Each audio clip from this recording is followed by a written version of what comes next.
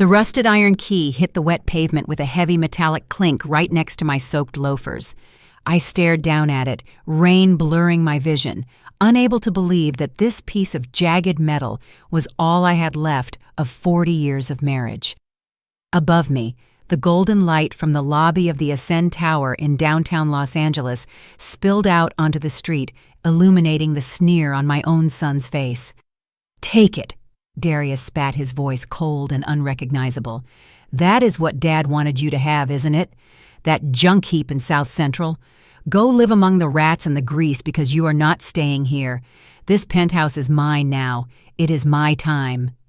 Behind him, his wife Tiffany stood wrapped in a white cashmere shawl that probably cost more than my first car. She was holding her phone up the ring light, reflecting in her eyes, recording me standing there in the rain with my 2 garbage bags of clothes. Finally, she said to her phone screen, her voice dripping with fake sympathy, "We are finally cleansing this space of negative energy. It is so hard when family becomes toxic, but you have to prioritize your peace." By Beatrice. The heavy glass doors slammed shut, muting the sound of the storm, but not the sound of my heart breaking. I stood there, a 68-year-old woman, shivering in the cold Los Angeles rain, realizing that the boy I had nursed through fevers, the boy I had put through college, the boy I had loved more than my own life, had just thrown me out onto the street like yesterday's trash. My name is Beatrice Washington. I am 68 years old, and tonight I am sleeping in a condemned garage because my son thinks I am useless. But what he does not know is that his father, my late husband Elijah, never did anything without a plan. And when I put this rusty key into the lock, everything is about to change. Before I tell you what I found inside that garage, please leave a comment telling us where you are watching from and subscribe to the Never Too Old channel. We are building a community of people who know that wisdom and power only grow with age. Now back to the story. I picked up the wet key from the sidewalk. It was heavy cold and rough against my palm.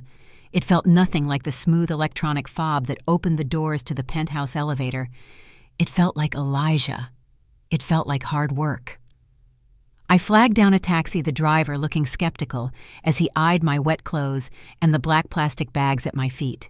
I gave him the address in South Central, a place I had not visited in nearly 20 years. As the car merged onto the freeway, leaving the glittering skyline of downtown behind, my mind drifted back to this morning.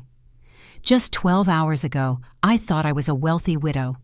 We were sitting in the plush leather chairs of Mr. Henderson's law office, the reading of the will.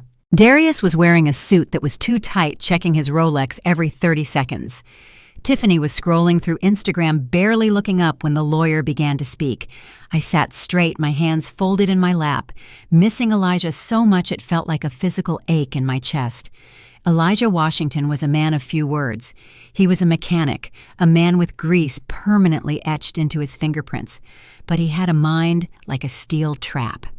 He had built his business from the ground up, fixing cars when no one else could, saving every penny until he bought the land, then the investments, and finally the penthouse.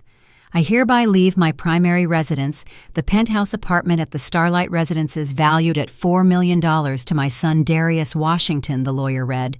Darius let out a breath he must have been holding for weeks. He slapped the table and shouted, "Yes!" Tiffany squealed and immediately started typing on her phone, probably looking up interior decorators. They did not even look at me. They did not look at the empty chair where Elijah should have been. To my beloved wife Beatrice, the lawyer continued, his voice wavering slightly as he looked at me over his glasses. I leave the property located on 54th Street, the Washington garage. The room went silent. Darius stopped celebrating. He turned to me, his face twisting into a look of pure disgust. The garage, he laughed, a cruel barking sound. Dad left you the garage. That old dump. It has been boarded up for years, Mom. It is a pile of rust and termites. He looked at the lawyer. Is there money? Life insurance? Stocks? The lawyer shook his head. The liquid assets were used to pay off the final mortgage on the penthouse and settle outstanding business debts. The remaining estate consists of the 2 properties, the penthouse for you, Darius, and the garage for Mrs. Washington. Darius stood up, his face red. This is a joke. Dad knew she could not run a business. She was just his bookkeeper. She does not know anything about the real world." He looked at me with eyes that were so cold they made me shiver. "He left you the trash because he knew that is all you are worth without him. You are just a useless old woman who got lucky marrying a man who knew how to make money." I wanted to slap him. I wanted to scream that I was the one who managed the payroll for 30 years. I was the one who invested Elijah's earnings when he wanted to keep cash in a mattress. I was the backbone of this family. But I was too stunned. Why Elijah? Why would you give our son the luxury and leave me with the ruin? We went back to the penthouse in silence. I thought we would talk. I thought we would grieve. Instead, as soon as we walked in the door, Tiffany turned to me and said, "We are going to need the master suite. And actually, we are going to need the whole place. We are redecorating and your energy is just, well, it is very heavy." That was when the arguing started. That was when Darius told me I had until tonight to get out. He said since I had my own property, now I should go live there.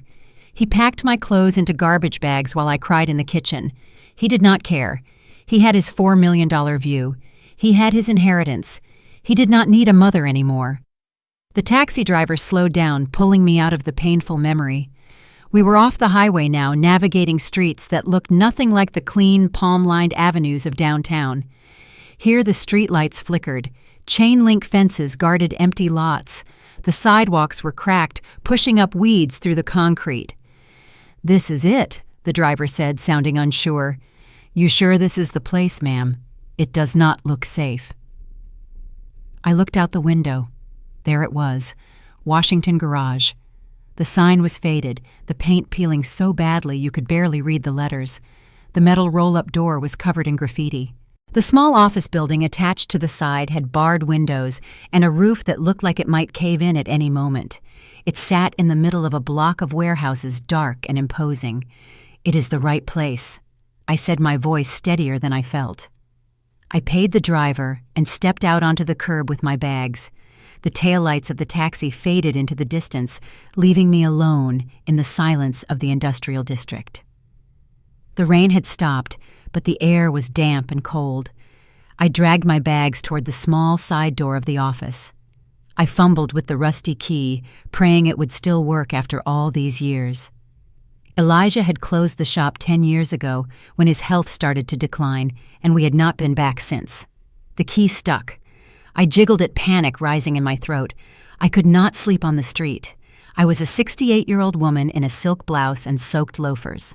I twisted it hard, putting all my frustration, all my anger at Darius, all my grief for Elijah into the motion. With a loud click, the lock turned. I pushed the door open and the smell hit me instantly. Old oil, dust, stale rubber, and underneath it all the scent of Elijah's cologne, Old Spice and peppermint. It smelled like him. I fumbled for the light switch on the wall, not expecting the electricity to work. But Elijah was meticulous. He would have paid the bills until the day he died. I flipped the switch. A single overhead bulb flickered to life in the small office. It was exactly as he had left it. The calendar on the wall was from 2014. Piles of invoices sat on the metal desk, covered in a thick layer of gray dust. The leather chair where he used to sit and drink his coffee was cracked and worn. I dragged my bags inside and locked the door behind me, sliding the heavy deadbolt into place. I was safe, technically, but I was in a ruin. I sank onto the dusty sofa in the corner, the springs groaning under my weight. Is this it, Elijah? Is this my life now? Sleeping in a dusty office while our son drinks champagne in our home. I wiped my eyes. Crying would not help. I needed to see the rest of the space. I needed to see if there was anything here I could sell, anything I could use to start over. The office had a door that led into the main garage bay. I stood up and walked to the connecting door. It was heavy steel. I pushed it open and stepped into the cavernous darkness of the main workshop. It was huge, much bigger than I remembered. The high ceilings were lost in the shadows. I walked along the wall, feeling for the breaker box. I found it and threw the main switch for the bay lights. Humming. A loud electric buzzing sound filled the air as the rows of industrial fluorescent lights overhead flickered on, one by one, bathing the garage in a stark white glow. I gasped and froze in place. My hand flew to my mouth. The garage was not empty. It was not filled with junk. It was not a ruin. Lined up in perfect precision, occupying every single bay, were cars. But not just any cars. These were not customer cars waiting for an oil change.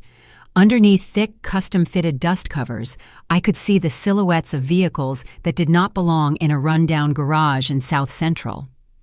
I walked to the nearest one, my heart pounding in my ears. I reached out a trembling hand and pulled the corner of the gray cover. I unveiled a curve of fender painted in a deep, lustrous midnight blue. I pulled the cover harder, revealing the front emblem. It was a Shelby Cobra, a 1966 Shelby Cobra 427. I knew cars. I had done the books for a mechanic for 40 years. I knew what this was. This car alone was worth millions. I stepped back, my head spinning. I looked down the line. There were 5 of them. 5 shapes under 5 covers. I ran to the next one. I yanked the cover off.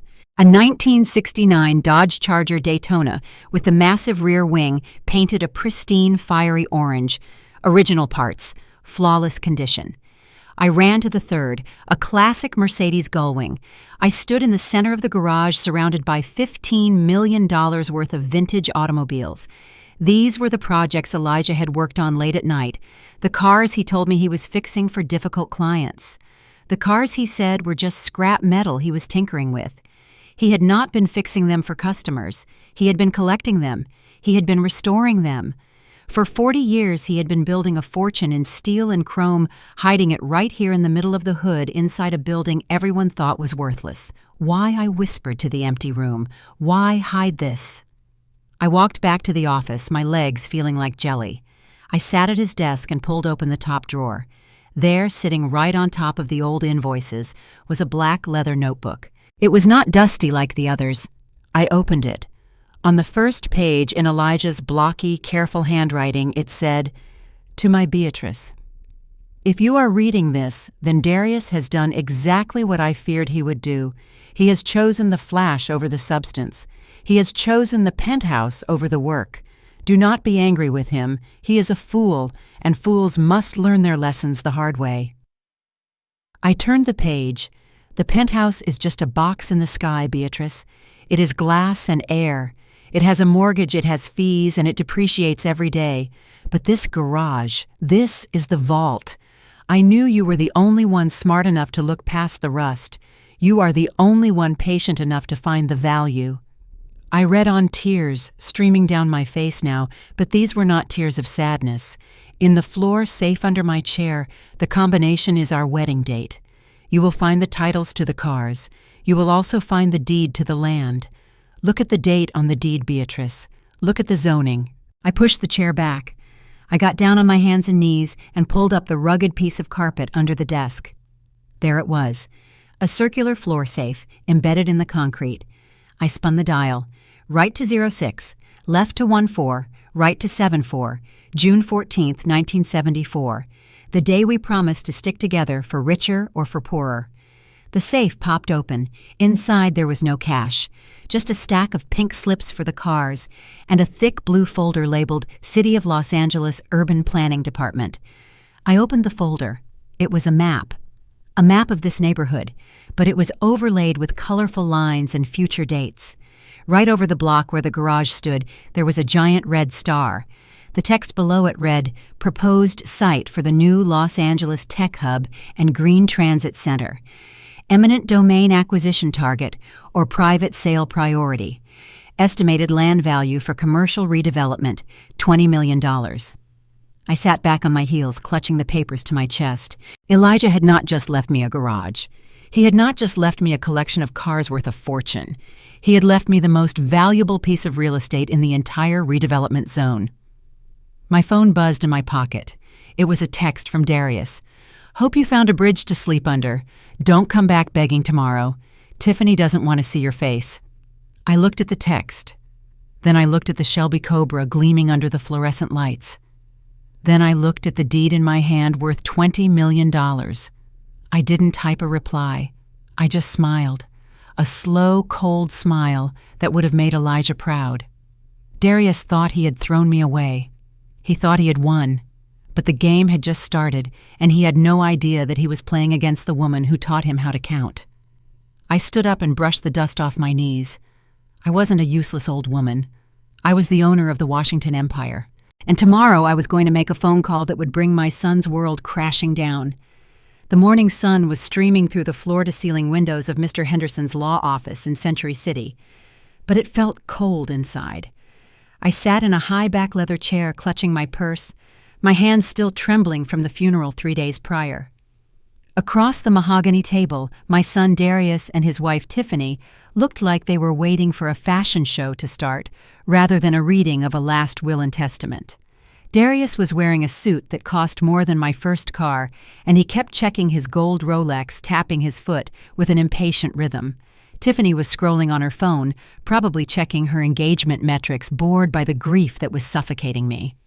Mr. Henderson cleared his throat, his eyes darting nervously between us before he began to read Elijah's words. To my son, Darius Washington, I leave the primary residence, the penthouse unit at the Starlight Residences in downtown Los Angeles, valued at $4 million, along with all its furnishings. Yes, Darius hissed, slamming his hand on the table. He turned to Tiffany with a grin that showed too many teeth. I told you, babe. I told you the old man would come through.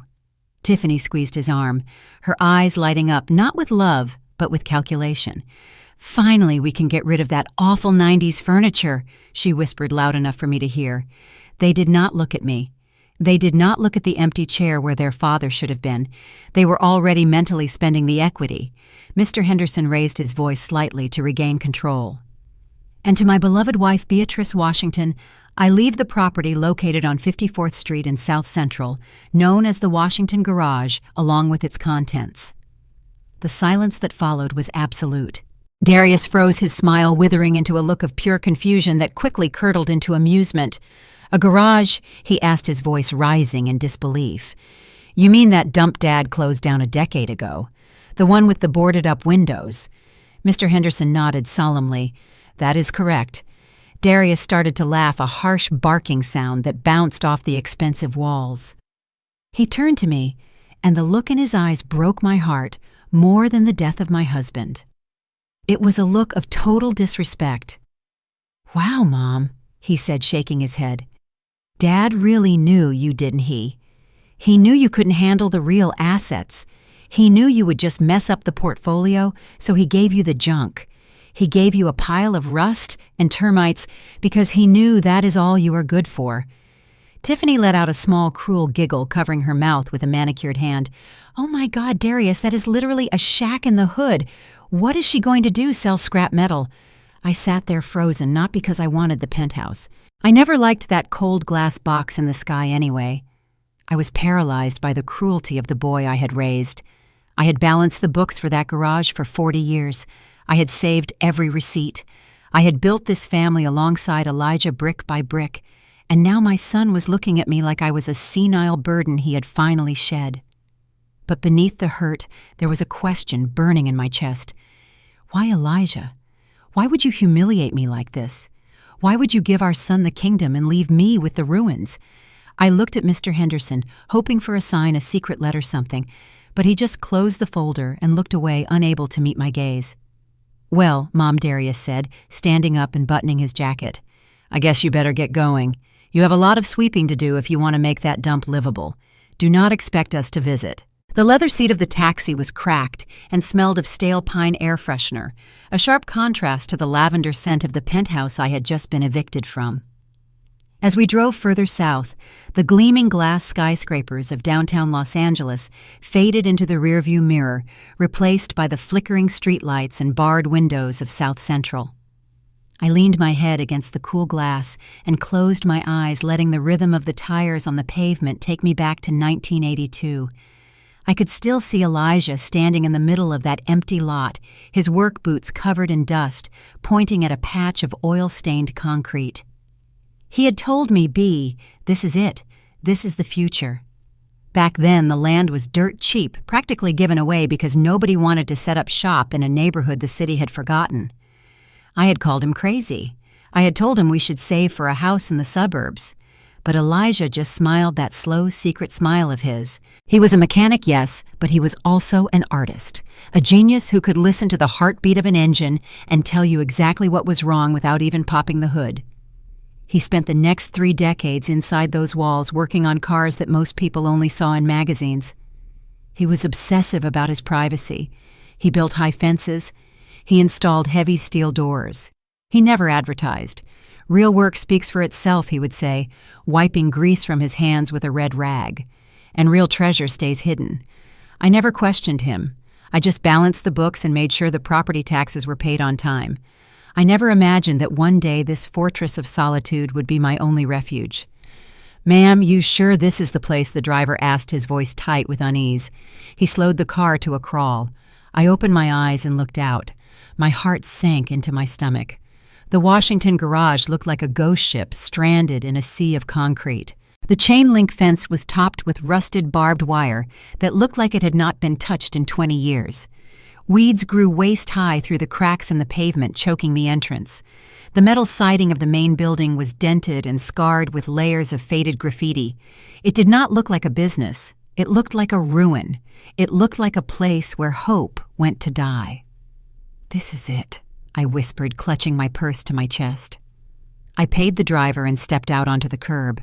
The air here was different, heavy with the smell of exhaust and damp earth. As the taxi sped away, leaving me alone in the dark, I stared at the rusted padlock on the gate. This was my inheritance. This broken, abandoned shell was what my husband had decided was worth more than a penthouse. I took a deep breath, gripping the handle of my suitcase, and walked toward the shadows of the past. The rusted padlock felt cold and gritty against my palm as I struggled to fit the key into the cylinder. My hands were shaking partly from the chill of the Los Angeles rain that had soaked through my clothes, but mostly from an exhaustion that went down to my very bones. I had to use both hands to turn it, the metal groaning in protest as if it had not been touched in decades. With a sharp snap that echoed in the empty industrial street, the lock finally gave way. I pulled the heavy chain free and grabbed the handle of the rolling metal door. It was heavier than I remembered. I gritted my teeth, planting my feet in the mud, and heaved upward with every ounce of strength I had left. The door screeched, a piercing sound of metal grinding on rusted tracks, fighting me every inch of the way.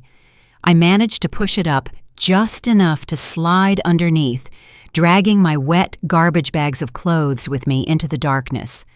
The smell hit me instantly. It was a thick, heavy scent of old motor oil, stale rubber, and decades of undisturbed dust. It was not a bad smell to me. It smelled like Elijah. It smelled like the work shirts I used to wash for him every Friday night. For a moment, standing there in the pitch black, I closed my eyes and inhaled, letting the scent wrap around me like a ghost. I fumbled for my phone, using its weak flashlight beam to navigate toward the small office enclosure in the corner.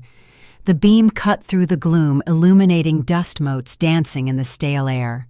The office was exactly as I expected, a ruin. The old leather sofa where Elijah used to take his afternoon naps was cracked and covered in a gray film of neglect.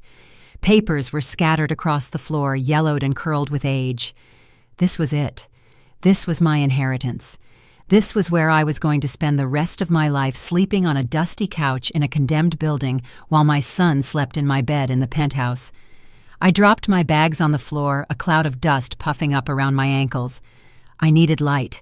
I needed to see just how bad the damage was.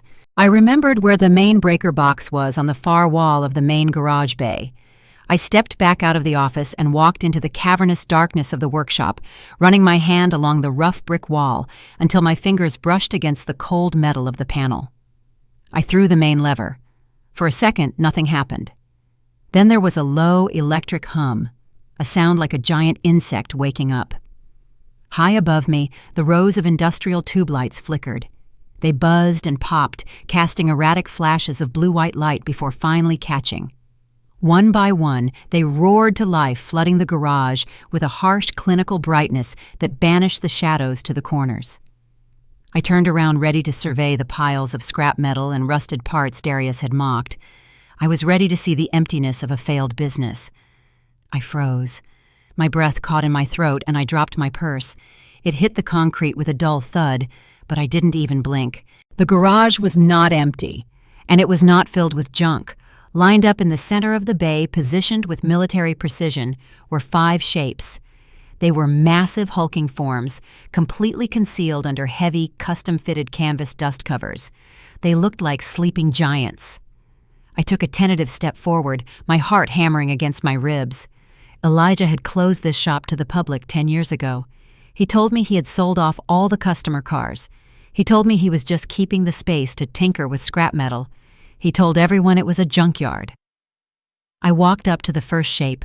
It was long and low, with a towering silhouette at the rear that pressed up against the fabric of the cover.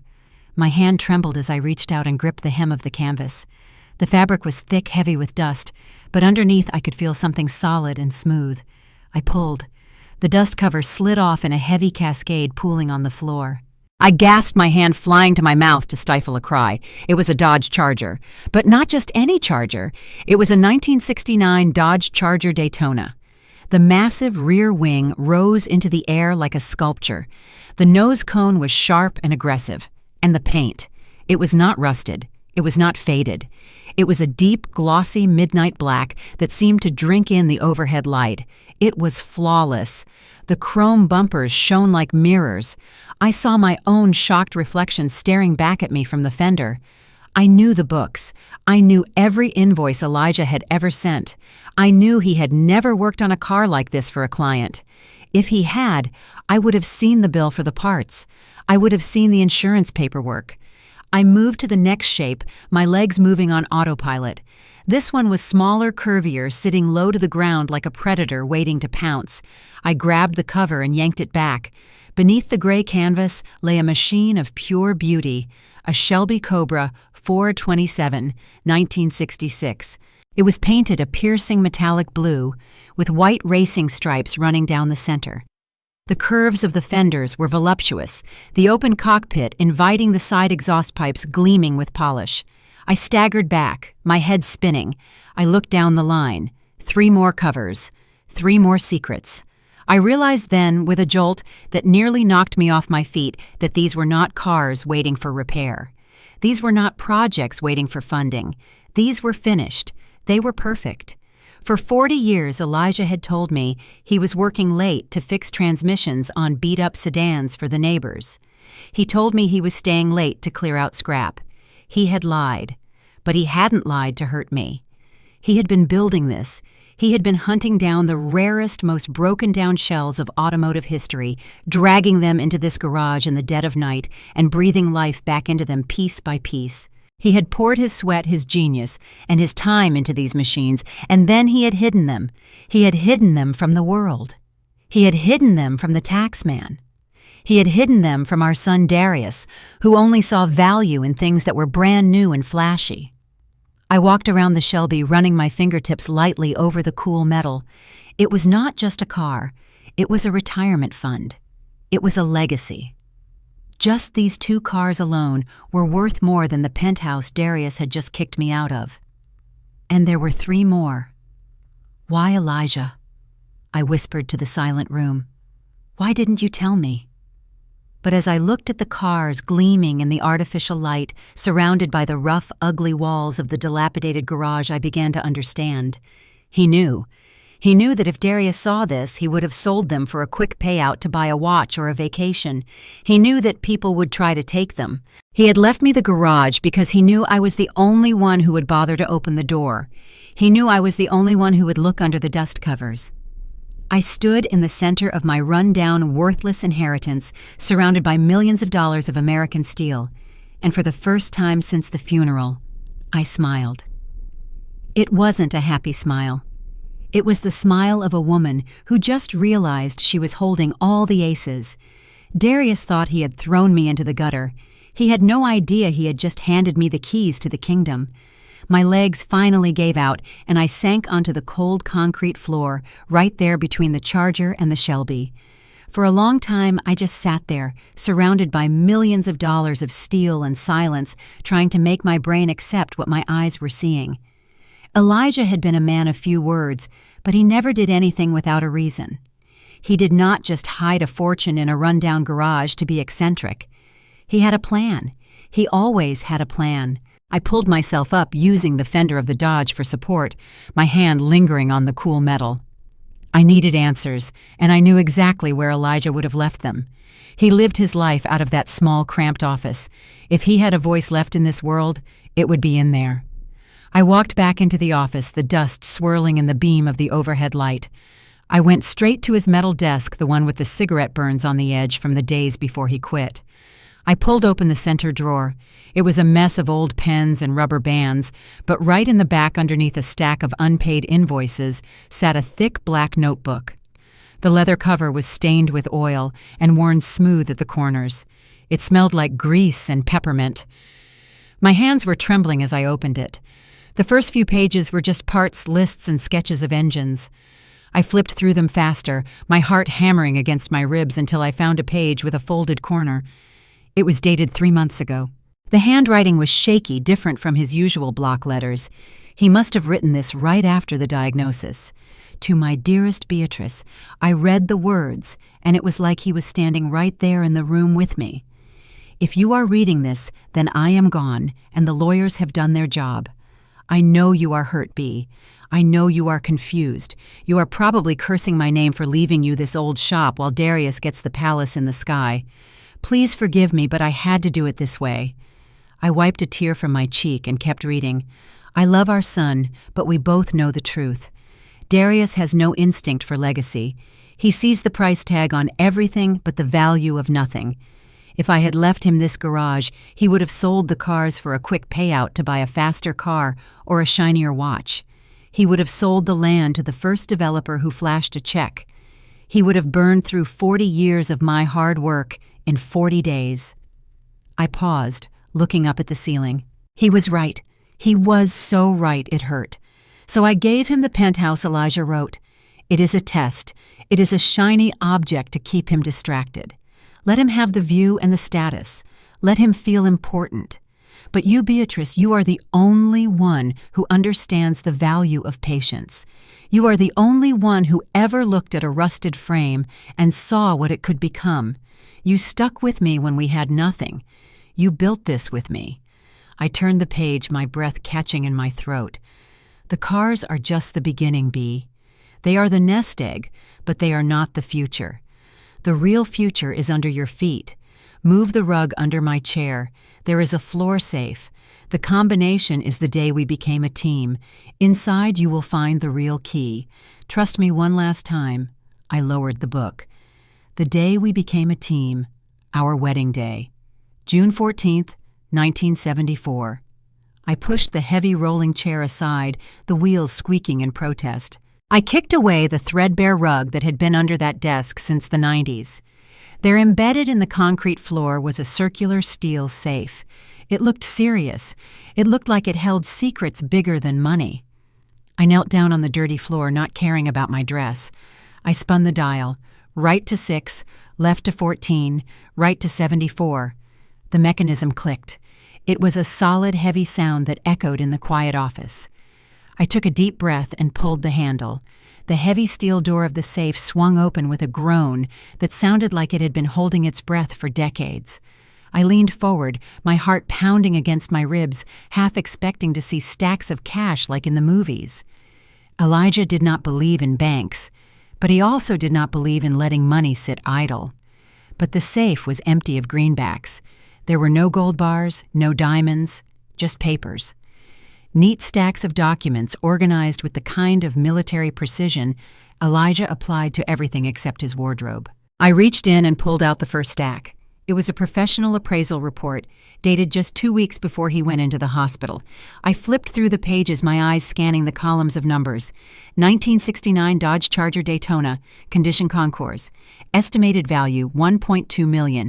1966 Shelby Cobra 427, condition mint. Estimated value, $2.5 million. I kept turning the pages, my breath catching in my throat. The Mercedes Gullwing, the Ferrari 250 GT. The total at the bottom of the summary page made my head spin. $15 million. $15 million sitting under dust covers in South Central Los Angeles. $15 million that my son had called junk. I felt a laugh bubble up in my chest, a hysterical sound that bordered on a sob. Darius had thrown me out for a $4 million apartment that he did not even own outright, while I was sitting on a fortune that could buy his building 3 times over. But there was more. Underneath the appraisals was a single sheet of heavy cream-colored paper. The deed. The original deed to the Washington garage property. It was yellowed at the edges, but the stamp was clear. Paid in full. No mortgage, no liens. It was mine. All mine. And then the last item. A thick blue folder bound with a rubber band that snapped when I touched it. The label on the front was typed in bold black letters, Los Angeles Urban Redevelopment Project 2024. I opened it. It was not just a map. It was a blueprint for the future of the city. I saw zoning changes, infrastructure plans, and eminent domain warnings. And right there in the center of the proposed tech hub district was a red circle. The Washington garage was not just a garage, it was the keystone. It was the exact center of a massive commercial development project. I read the executive summary attached to the map. The city needs this land. Developers need this land. I flipped to the correspondence section. There were letters from developers' offers that Elijah had apparently ignored. Offers for $5 million, $10 million. The most recent one, dated a month ago, was an opening bid of $20 million for the land alone. I sat back on my heels, the papers sprawling across the dirty floor. Elijah had not just left me a retirement fund. He had left me an empire. He had sat on this land for 30 years, watching the city grow closer, watching the value climb, waiting for the exact right moment. He knew Darius would never have the patience to wait for the redevelopment. He knew Tiffany would have sold it for pennies just to buy a new handbag. He had protected it for me. I looked at the deed in my hand. It was not just paper anymore. It was a weapon. And for the first time tonight, I did not feel like a victim. I felt dangerous. I woke up to the sound of a heavy fist pounding on the metal side door. Sunlight was slicing through the barred windows, illuminating the dust motes dancing above the pile of documents I had spread across the floor. My neck was stiff from sleeping in the desk chair, but my mind was racing faster than a dragster engine. I checked the security monitor. It was a face I knew better than my own cousins, Otis King. He walked in carrying 2 styrofoam cups of black coffee and a brown paper bag that smelled like grease and donuts. He did not look surprised to see me surrounded by blueprints and deeds. He just set the coffee down on the desk, right next to the appraisal for the Shelby. "I figured you would be here, B," he said, his voice a deep rumble that reminded me of an idling V8 engine. Elijah told me Darius would not last a day without showing his true colors. Otis sat on the dusty sofa, the springs groaning under his weight. He took a sip of coffee and looked at me with eyes that had seen everything. He had been Elijah's right-hand man for 40 years, wiping grease off the same wrenches, listening to the same jazz records. If anyone knew the truth, it was him. "He planned this, Otis," I said, my hand resting on the map of the redevelopment zone. "He knew." Otis nodded slowly. "He did not just know, B. He orchestrated it. You think Elijah was just fixing transmissions for 30 years. That man was playing chess while everyone else was playing checkers." Otis leaned forward, his calloused hands clasped together. 30 years ago, when this neighborhood was burning, when everyone was selling out and running away, Elijah was buying. He bought this lot. Then he bought the lot next door. Then the warehouse behind us. He bought it all for pennies on the dollar. I stared at him. I knew about the garage, but I did not know about the rest. I thought the other buildings were just abandoned neighbors. "This is not just a garage," Otis said, pointing a thick finger at the floor. "This is the anchor. The city just approved the new tech hub initiative. Silicon Beach is moving south, and they need land. They need big industrial parcels close to the transit lines."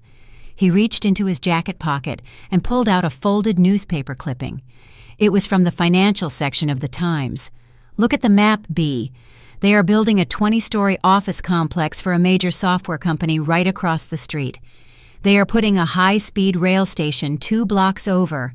And right here, right where we are sitting, is the only plot of land big enough for the main campus entrance.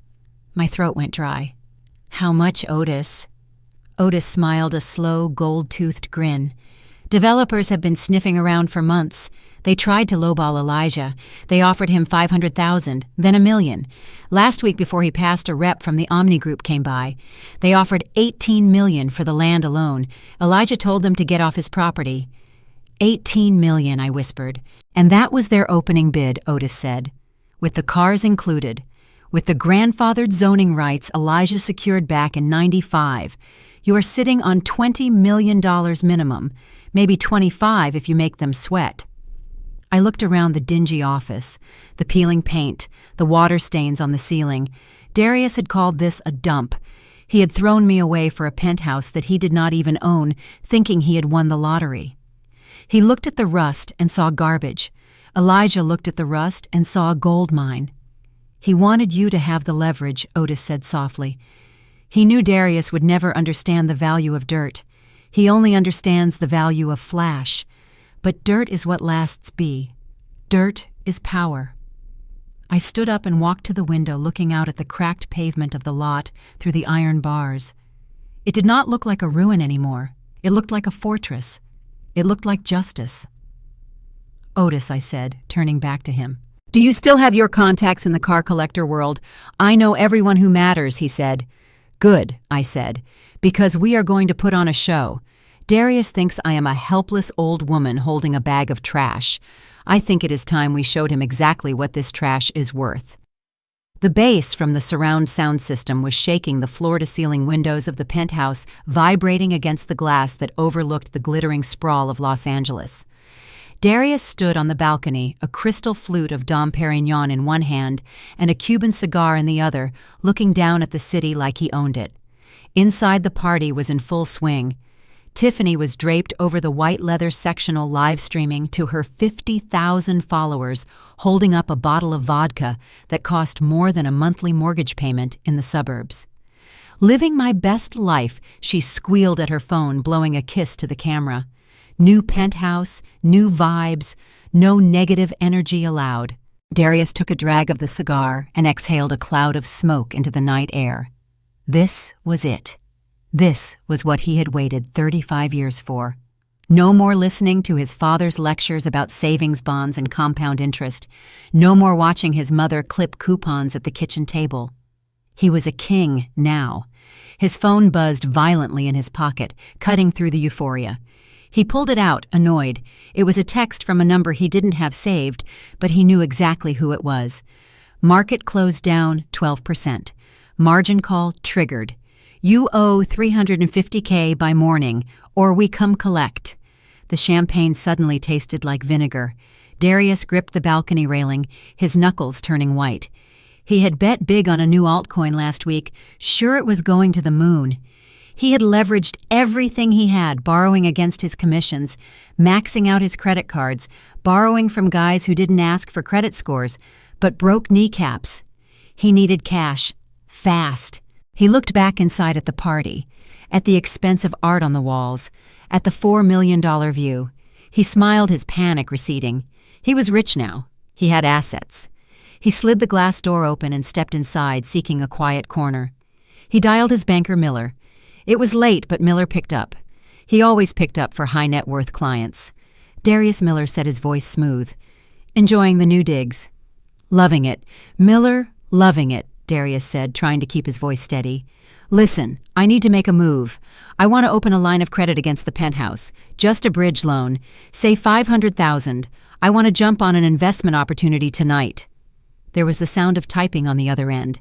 Darius tapped his foot, watching Tiffany dance with her friends. He would get the cash pay off the loan sharks and then double his money on the next trade. Easy. All right, let me just pull up the deed details, Miller mumbled. Okay, Starlight Residences Penthouse B, Elijah Washington Estate. Okay, here we go. The typing stopped. Silence stretched on the line. Darius? Yeah, I'm here. Just send the papers over, I'll e-sign. I can't do that, Darius. What do you mean you can't? Darius snapped, walking into the hallway for privacy.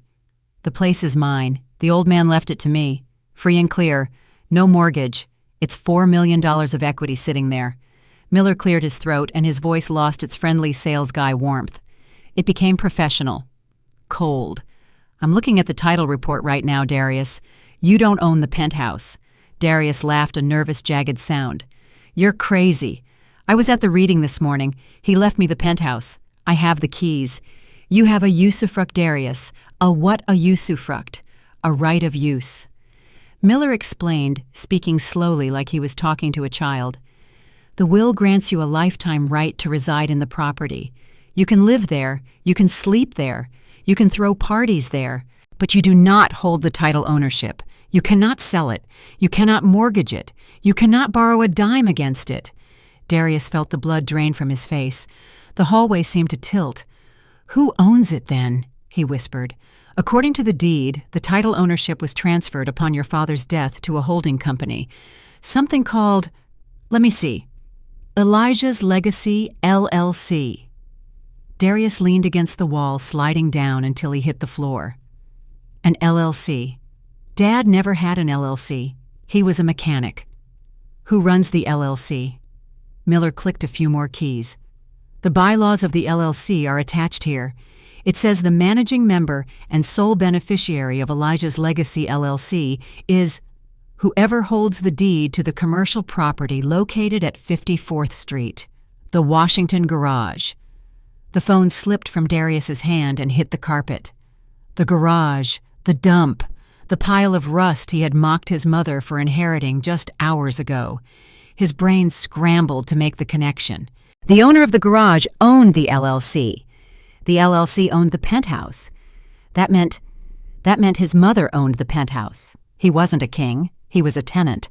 He was a squatter in his own home, living there only because his mother, the useless old woman he had thrown out into the rain, allowed it. Tiffany came bounding into the hallway holding a bottle of champagne. Babe, come on. We're popping the big one. Why do you look so pale? Darius looked up at her, his vision swimming. The debt, the sharks, the $350,000 he didn't have.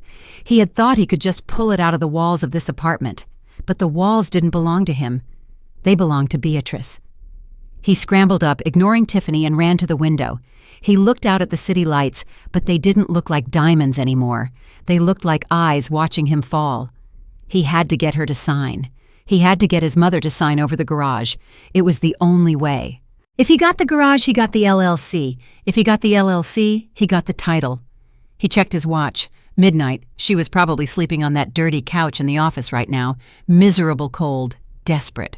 She would sign anything to get back into the warmth. She didn't know what she had. She couldn't know.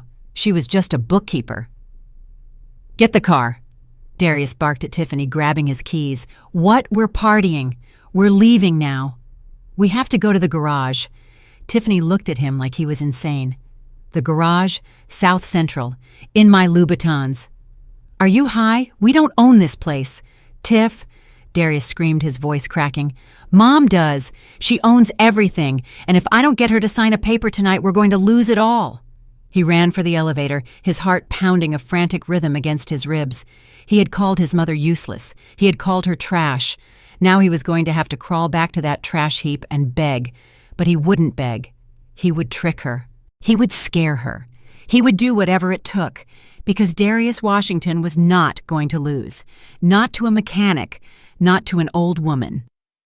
The office of Maya Davis was tucked away on the second floor of a renovated brick building on Crenshaw Boulevard, right in the heart of the community. She was young, sharp, and had a reputation for fighting developers who tried to push long-time residents out of their homes. When I walked in carrying the heavy blue folder Elijah had left me, she did not look at my wrinkled clothes or my tired eyes. She looked at the papers. Maya read through the LLC bylaws and the property deed in silence for 20 minutes. The only sound in the room was the hum of the air conditioner and the rhythmic tapping of her pen against the desk. Finally, she looked up, and a slow smile spread across her face. Mrs. Washington, your husband was a genius, she said. He locked this down tighter than Fort Knox. The chain of title is unbreakable. The LLC owns the penthouse. The shawl. The garage owner owns the LLC. You are the landlord, and your son is basically a tenant with a lifetime lease, but only if he abides by the conduct clauses. She turned to her computer and started typing rapidly. But there is something else you need to see. I have a friend in the county recorder's office. I set up an alert on the penthouse address just in case. She turned the monitor toward me. My heart skipped a beat. It was a pending transaction record. A request for an expedited title transfer. He is trying to sell it, Maya said, her voice dropping to a whisper. He has listed it on a private shadow market. Cash only. Quick close, no questions asked. He is forging your signature on a quitclaim deed, Beatrice. He is trying to sell the apartment out from under himself before anyone realizes he does not own it. I stared at the screen. Darius was not just greedy. He was a criminal. He was willing to commit a felony to pay off his debts. I can file an emergency injunction right now, Maya said, reaching for her phone. We can have the police at his door in an hour. We can stop the sale and have him arrested for fraud. I reached out and put my hand over hers, stopping her. No. Maya looked at me confused. Mrs. Washington, he is trying to steal $4 million from the estate. He is trying to steal from you. I know I said, my voice steady. And if we stop him now, he will just say it was a mistake. He will cry and beg and say he was desperate. He will never learn. He has never faced a consequence in his life because I was always there to catch him. I stood up and walked to the window looking down at the busy street. I did not see the traffic. I saw Elijah's face the night he died. I saw the worry in his eyes. He needs to hit the wall, Maya. He needs to feel the crash. If we stop him legally, he will just find another way to cheat. I need him to think he has won. I need him to walk into the trap himself. I turned back to her. Let the listing stand. Let him think he is getting away with it. But I need you to prepare the eviction papers. Have them ready for Saturday. Saturday. Why Saturday? Because that is when I'm going to hold the auction. I left Maya's office and called Otis. He answered on the first ring. Otis, I said, it is time. What do you need, B? I need you to use that big mouth of yours.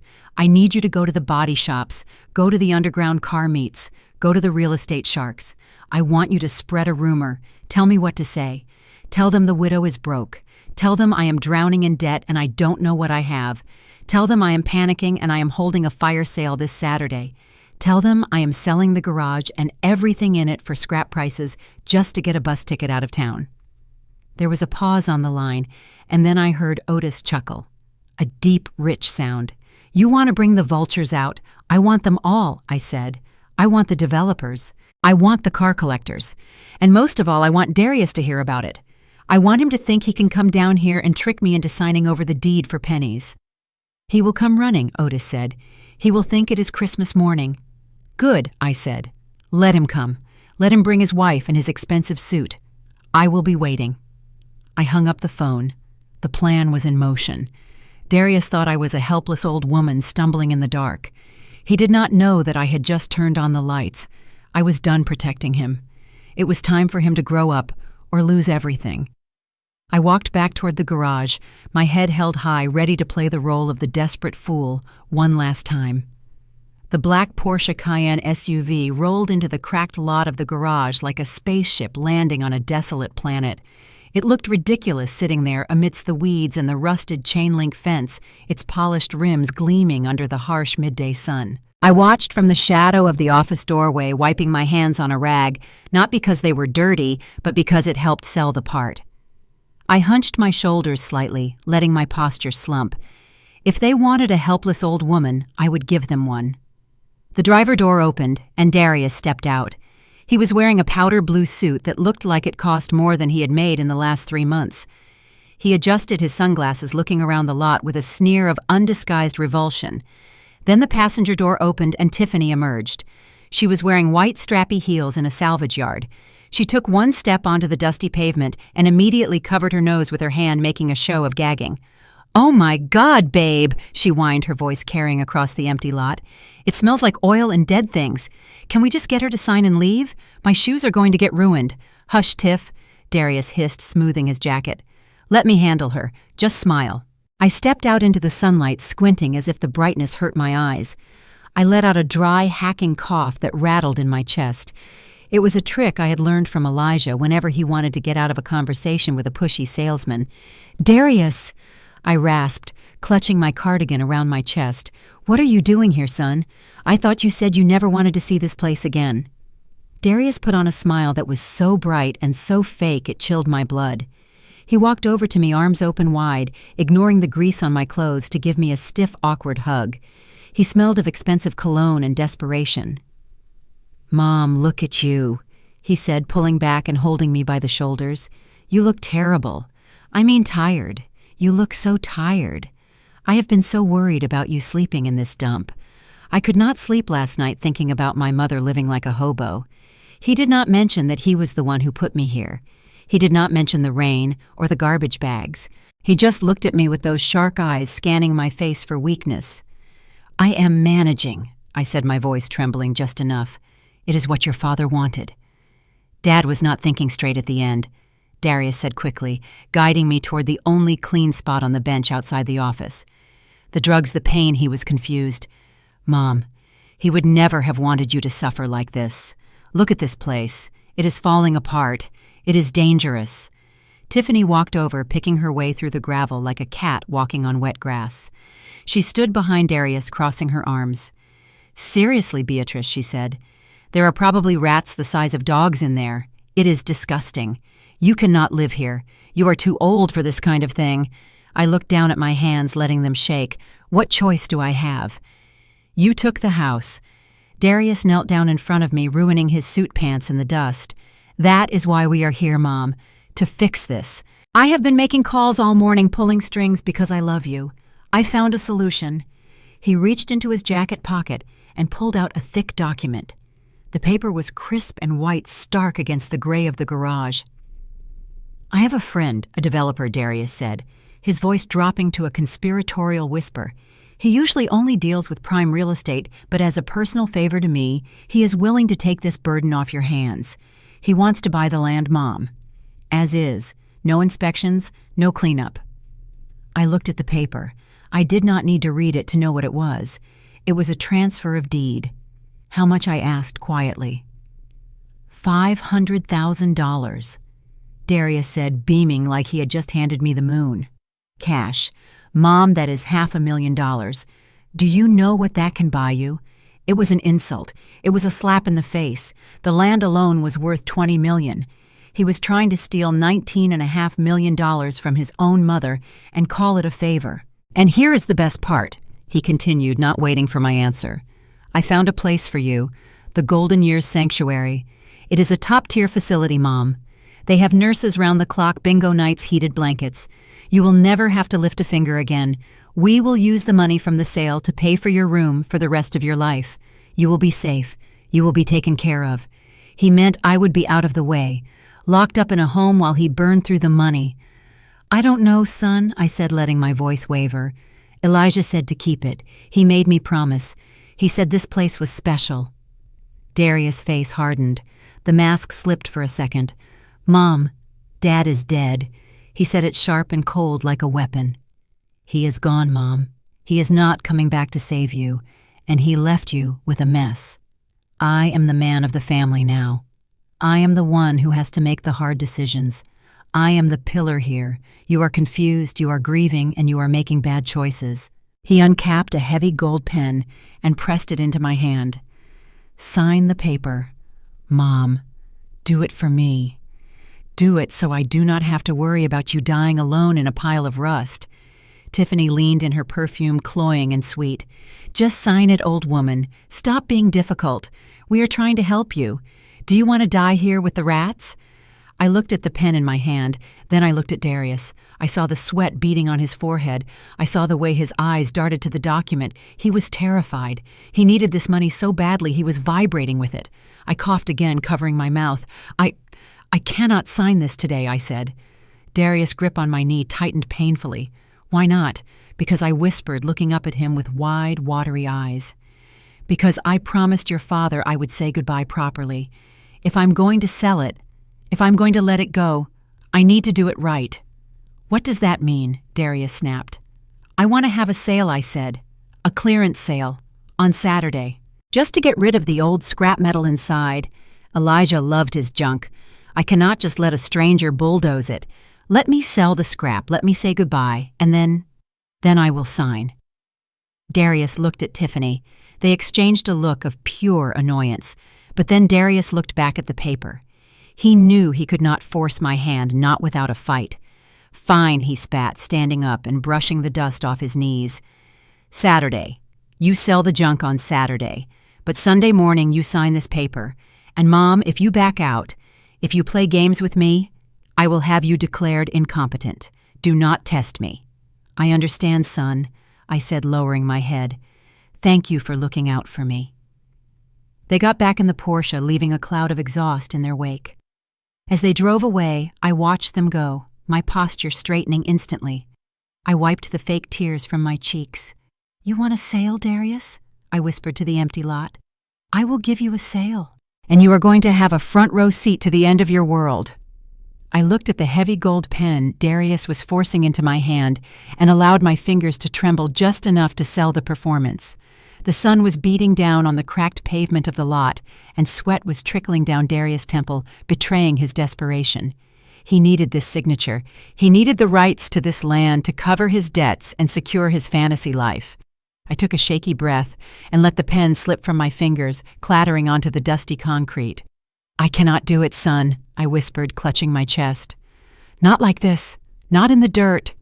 Darius let out a sound of pure frustration, a guttural groan that made Tiffany roll her eyes behind her designer sunglasses. He snatched the pen from the ground, wiping the dust off on his expensive trousers. Mom, stop the drama. Just sign the paper. We are trying to help you. Do you want to be homeless? Do you want to be on the street? I do not want to be on the street, Darius, I said, my voice gaining a fragile sort of strength. But I cannot just sign your father's legacy away in a parking lot. This place meant everything to him. Every bolt, every tool, every stain on the floor has a story. I looked up at him, letting my eyes fill with tears. I will sign the papers, Darius. I promise. I will give you the land. Darius' shoulders sagged with relief, and he thrust the document forward again. Good. Great. Sign here. But not today, I interrupted, holding up a hand. His eyes snapped wide open. What? I have a condition, I said. If I am going to leave this place forever, if I am going to let a developer bulldoze Elijah's life work, I need to say goodbye properly. I want to hold a sale. A sale, Darius repeated, looking at me like I had lost my mind. A liquidation sale. This Saturday. I want to open the doors one last time. I want to sell the scrap metal, the old tools, the parts. I want to give the neighborhood a chance to take a piece of history. It is only right. It is what Elijah would have wanted. A proper send-off. Darius laughed a cruel, incredulous sound. Mom, nobody wants this junk. Who is going to come? The homeless? The scavengers? You are going to make $20 selling rusty wrenches. It is a waste of time. It is not about the money, I said softly. It is about closure. Give me Saturday, Darius. Let me have my sale. Let me say goodbye to the community. And on Sunday morning, I will sign your papers. I will go to the nursing home. I will do whatever you want. Darius looked at Tiffany, who was furiously typing on her phone, probably complaining to her followers about the heat. Then he looked back at the garage. I saw the gears turning in his head. He was calculating. He was realizing that if he forced me right now, I might snap. I might refuse. But if he gave me this one small thing, he would win the war. And then I saw a different look enter his eyes. A look of cunning. He was thinking that a public sale was actually perfect for him. Fine, Darius said slowly, a smirk playing on his lips. You want a sale. We will have a sale. In fact, I will help you. I will make sure it is done quickly. I knew exactly what he was thinking. He was going to bring in one of his friends. A shill buyer. Someone who would come in, offer a lump sum for the entire lot of junk and clear the place out in an hour. He thought he could rig the auction. He thought he could control the outcome. I just want to sell the contents of the garage, I said carefully. Everything inside. Everything. Darius agreed. We sell it all. We clear it out. And Sunday you sign the deed. Deal, I whispered. Darius checked his watch, already mentally spending the money he thought he was securing. All right, Saturday at noon. I will be here. And Mom, do not try anything funny. Do not try to hide anything. I would never, I said, lowering my head. He grabbed Tiffany's hand, and they marched back to the Porsche, not looking back once. As the engine roared to life, and they peeled out of the lot. I let out a breath I felt like I had been holding for days. Darius thought he was so smart. He thought he was manipulating a senile old woman. He had no idea that the garage was already empty of the things that mattered. He did not know that at 3 o'clock this morning, Otis and his nephews had come with 3 enclosed flatbed trucks. He did not know that we had rolled the Shelby, the Dodge, the Mercedes, and the Ferrari out the back entrance in the dead of night.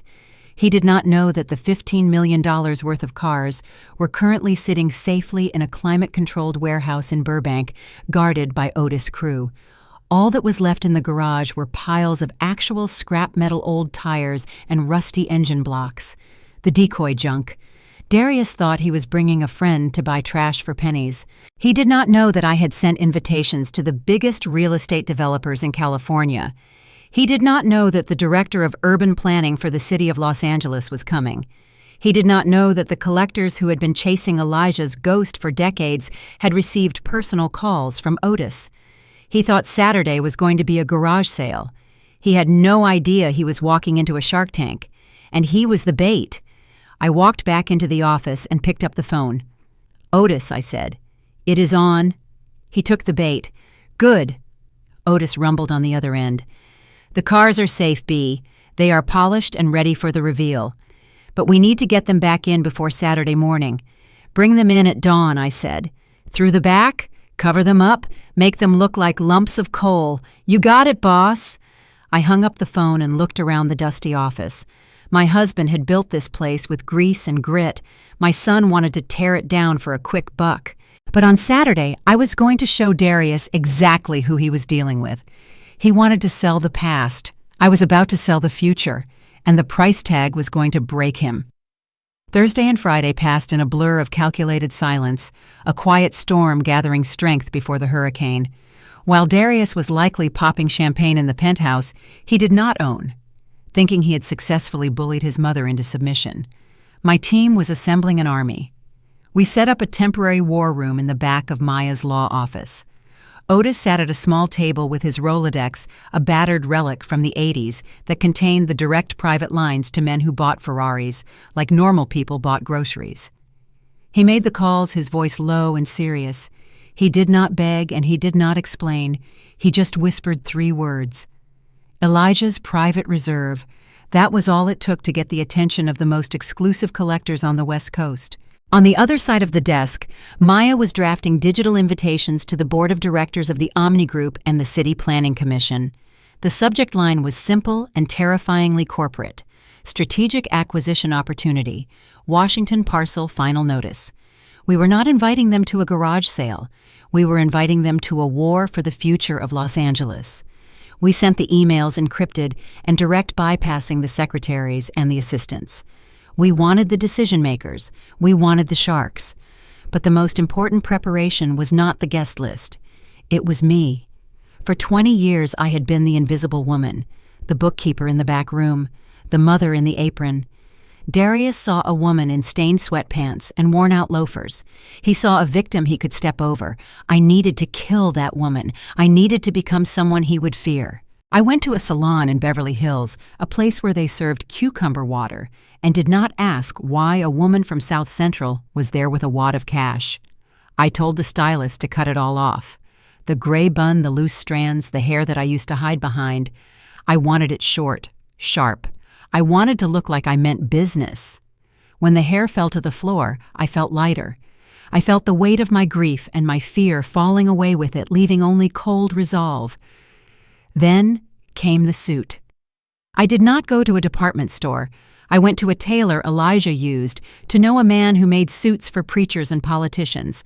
I commissioned a white suit, stark, blinding white, the color of mourning in some cultures, the color of rebirth in others. It was tailored to fit me like armor. When I put it on, looking at myself in the 3-way mirror, I did not recognize the woman staring back. She was not hunched over. She was not crying. She stood tall, her shoulders squared, her eyes clear and hard as diamonds. I was not just Beatrice the widow anymore. I was Mrs. Washington, the CEO of Elijah's legacy. On Friday night, I stood in the middle of my hotel room, looking at the reflection of a stranger who was finally familiar. I applied a coat of red lipstick, the shade Elijah used to love. Darius was expecting a funeral for his father's memory. He was expecting to walk over a doormat. He had no idea that the woman waiting for him on Saturday morning was not coming to surrender. She was coming to collect. I packed my bag, put the deed in the inside pocket of my blazer, and waited for the sun to rise on the day my son would learn exactly who he had messed with. Saturday morning broke with a sky as clear and sharp as cut glass. I stood in the center of the main bay, inhaling the scent of the garage one last time. It smelled different today. Otis and his nephews had worked through the night scrubbing the concrete floors until the oil stains were just ghosts of their former selves. The piles of scrap metal were gone, moved to the back lot. The windows were washed, allowing the sunlight to stream in like cathedral beams. But in the center of the room, the 5 massive shapes remained under their canvas covers, silent and imposing, like sleeping giants waiting to be woken. I checked my reflection in the side mirror of a parked truck. The white suit was perfect. My hair was sharp. I did not look like a widow in mourning. I looked like a CEO. At 11:30, the familiar roar of the Porsche echoed off the brick walls. Darius and Tiffany were early. Of course they were. Greed does not like to wait. They stepped out of the car looking like they were attending a garden party rather than a demolition sale. Darius had a leather portfolio tucked under his arm, undoubtedly holding the transfer papers, and a pen that actually worked this time. Tiffany was wearing sunglasses that covered half her face, and she was already tapping her foot on the pavement, checking her watch. They walked into the bay, their footsteps echoing in the emptiness. Darius looked around, a smug smile playing on his lips. He saw the dust covers and assumed they were just piles of junk I was too lazy to move. "Well, Mom," he said, his voice booming with false cheer, "I see you cleaned up a bit." "Good. It will make it easier for my buyer to scrap the rest. Is he here yet? I want to get this over with. We have a lunch reservation at Nobu. He is running a little late," I said, my voice cool and even. "But the other guests are arriving now." Darius frowned. "Other guests? What are you talking about? I told you I handled the buyer. You did not need to invite the whole neighborhood." Before I could answer, a low rumble shook the ground. It was deeper than the Porsche, smoother than silk. A phantom Rolls-Royce, black as midnight, turned into the cracked driveway, navigating the potholes with regal grace. Behind it came a Bentley Continental, then a Maybach. A line of black limousines stretched down the block, gleaming like jewels against the gray backdrop of the warehouses. Darius' mouth fell open. He took a step back, his eyes darting from the cars to me. Tiffany lowered her sunglasses, her expression shifting from boredom to confusion. Drivers in uniform stepped out, opening rear doors. Men in bespoke Italian suits stepped onto the oil-stained concrete. They carried themselves with the quiet, heavy confidence of men who moved markets. I saw the director of city planning adjusting his tie. I saw the CEO of the Omni Group shaking hands with a famous collector from Tokyo. Darius grabbed my arm, his grip tight. "Mom, who are these people? Did they get the wrong address? This is a garage in South Central. Why is there a Rolls-Royce outside?" "They are here for the sale, Darius," I said, pulling my arm free from his grasp. "I told you I was having a sale." "But you said scrap metal," he hissed, panic creeping into his voice. "You said junk." I smiled. And for the first time, he really looked at me. He looked at the white suit. He looked at the haircut. He looked at the fire in my eyes. I lied. Darius leaned in close, his breath smelling of fear and breath mints, his eyes darting around the room at the billionaires adjusting their cufflinks. "Mom," he hissed, grabbing my elbow with a clammy hand. "Who are these people? Did they get the wrong address? You need to tell them to leave before they realize they are standing in a slum. They are going to be furious when they see the junk you are trying to sell." I looked at his hand on my arm, the hand that had thrown my clothes into garbage bags. I didn't pull away. I just looked at him with a cold stillness that made him release me and step back. I didn't whisper back. I turned my back on him and walked to the center of the room where Otis had set up a podium. I picked up the microphone. My hand was steady. My back was straight. My voice was not the rasp of a sick, confused old woman anymore. It was the voice of a woman who had balanced the books for 40 years and kept the secrets for a lifetime. "Welcome, gentlemen," I said, my voice booming off the brick walls and echoing into the silence. "Thank you for coming to the Washington garage. My son believes this place is a ruin. He believes I am selling scrap metal, but my husband Elijah believed that true value is often hidden beneath the surface." I nodded to Otis. He stood by the main breaker box, a grin splitting his face. He pulled the lever. The overhead spotlights we had installed the night before snapped on blindingly bright, cutting through the dusty air like lasers. At the same time, the pulley system engaged. The heavy canvas dust covers didn't just fall, they were lifted away, rising into the rafters like theater curtains revealing the stage. The garage gasped. It was a collective sound, a sucking in of breath that seemed to suck the oxygen right out of the room. There they were. The 1969 Dodge Charger Daytona, its massive rear wing cutting the air like a blade, the black paint drinking in the light. The Shelby Cobra 427 gleaming in piercing blue and white, its curves aggressive and beautiful. The Mercedes Gullwing with its doors open like a bird taking flight. The Ferrari 250 GT. They weren't just cars. They were art. They were history. They were perfect. Darius made a sound like he had been punched in the gut. Tiffany dropped her phone, and it cracked on the concrete, but she didn't even look down. The auctioneer, a man Otis knew from Pebble Beach, stepped up to the podium. He didn't waste time with pleasantries. He knew what was in the room. "We are starting the bidding for the Shelby Cobra at $2 million, he announced. $2 million. Darius let out a squeak. 2.5, a voice called out from the back. It was the collector from Tokyo. 3 million, the CEO of the Omni Group countered without blinking. 4 million. $5 million for the Shelby alone. The numbers flew through the air like arrows, each one piercing Darius further. He was watching a fortune materialize out of thin air, a fortune he had mocked, a fortune he had thrown away. He looked at me, his eyes wide and bloodshot, his face pale. He looked at the cars. He looked at the buyers, and then he snapped. The greed took over. The panic of losing everything he thought he deserved overwhelmed him. He ran into the center of the room, waving his arms like a maniac, placing himself between the bidders and the cars. "Stop!" he screamed, his voice cracking his face, turning a violent shade of purple. "Stop this right now. This is illegal. You cannot sell these." The room went deadly silent. The billionaires looked at him with mild annoyance, like he was a fly buzzing at a picnic. Darius pointed a shaking finger at me. "That is my mother, and she is not in her right mind. These cars belong to my father. I am his son. I am his only son. I am the heir." He turned to the buyers, trying to look authoritative, but just looking sweaty and desperate. "This is my property. Anything inside this garage belongs to the estate, and I control the estate. You are all buying stolen goods. Get out, all of you. This auction is over." That is when Maya stepped out from the shadows. She was wearing a sharp navy suit, holding a tablet. She didn't yell. She didn't have to. She walked toward him with the confidence of a predator who has already trapped its prey. "Actually, Mr. Washington," Maya said, her voice cutting through the tension like a scalpel. "You are incorrect." Darius whirled on her. "Who are you? I am calling the police." Maya pressed a button on her tablet. A large projection screen rolled down behind the podium. A digital document appeared, blown up 10 feet tall. It was the deed to the penthouse. "It is your father's will," Maya explained calmly, pointing a laser at the highlighted text. "And the deed to the penthouse you are currently occupying. You see, Darius, you were so busy celebrating your view and popping champagne that you didn't read the fine print. You inherited a usufruct." Darius blinked, sweat dripping into his eyes. "A what?" "A usufruct. A right of use," Maya said, speaking slowly as if to a child. "You have the right to live in the penthouse. You have the right to sleep there.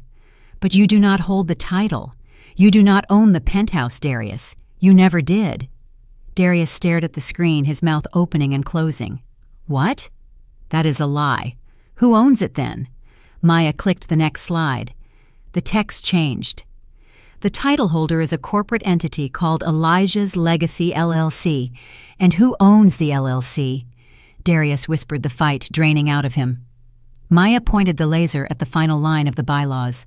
The sole managing member and beneficiary of Elijah's Legacy LLC is the deed holder of the commercial property located at 54th Street. Maya turned and pointed at me. Your mother doesn't just own these cars, Darius. She owns the company that holds the title to your apartment. She is the CEO. She is the owner. And you.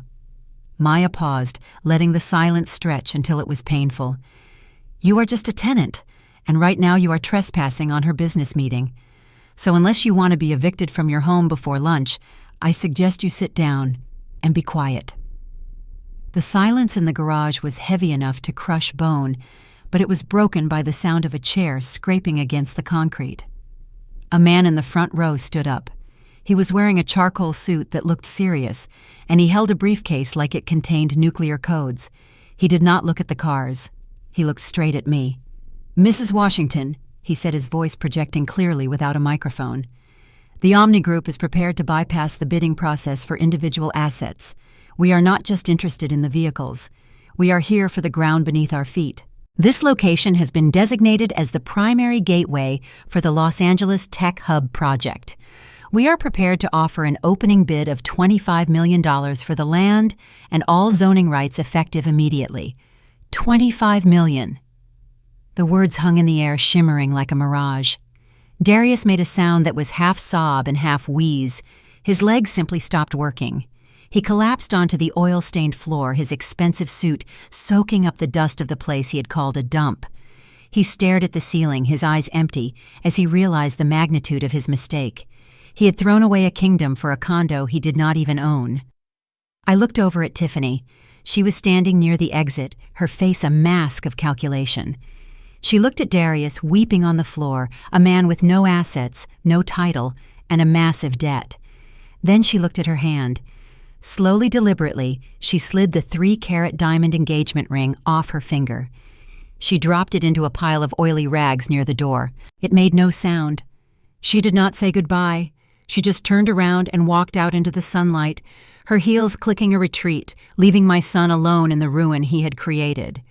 I picked up the gold pen Darius had dropped in the dirt just days ago and held it over the bill of sale. My hand did not shake. I signed my name next to the total figure of $42 million. The sale of the cars and the land combined was more money than anyone in my family had ever seen, but I felt strangely calm. It was just paper. It was just ink. It was the end of one life and the beginning of another. Maya slid the second document across the table. This was the one that mattered. It was a notice of revocation based on the moral turpitude clause Elijah had buried in the fine print of the trust. It stated that the tenant of the penthouse must maintain a relationship of respect and care toward the primary beneficiary of the estate. By throwing me out into the rain, Darius had violated the only rule his father had set. I signed it with a flourish. Darius was still sitting on the concrete, hugging his knees like a child. I walked over to him and dropped the paper in his lap. You have 24 hours, I said, my voice echoing in the quiet garage. The locks will be changed tomorrow at noon. Anything left inside will be donated to charity. You are evicted. Darius looked up at me, his face streaked with dust and tears. He reached out and grabbed the hem of my white suit, his fingers leaving a smudge. Mom, please, he wailed, his voice cracking. You cannot do this. I am your son. I am your flesh and blood. I made a mistake. I am sorry. Please, Mom, I am your boy. I looked down at him. I tried to find the little boy I had walked to school. I tried to find the young man I had been so proud of at graduation, but all I saw was the man who had laughed while I stood in the rain. I pulled my jacket free from his grip and stepped back. My son died the night he threw me out on the street, I said, my voice as cold as the grave. He died when he called me useless. I do not know who you are, but right now you are just a stranger trespassing on my property. I suggest you start packing. I did not keep all $42 million for myself. Elijah never cared about hoarding wealth, so I took $10 million and established the Elijah Washington Foundation. We built a state-of-the-art vocational center right on the edge of the new tech hub, dedicated to teaching young men and women from South Central the art of mechanics. We teach them that grease under your fingernails is a badge of honor, not a mark of shame. I did buy a small villa in Malibu, where the ocean breeze reminds me of freedom. But I never bought a luxury car. I still drive Elijah's battered Ford pickup truck. The engine rattles and the seats are worn, but it smells like peppermint and hard work, and I would not trade it for the world. As for Darius, he got exactly what he wanted in a way. He spends his days around luxury cars, working at a high-end wash in Beverly Hills. I hear he scrubs the rims of Bentleys and Ferraris, watching other people live the life he felt entitled to. He wanted to be close to wealth, and now he just has to wipe the dirt off it for the people who actually know its value.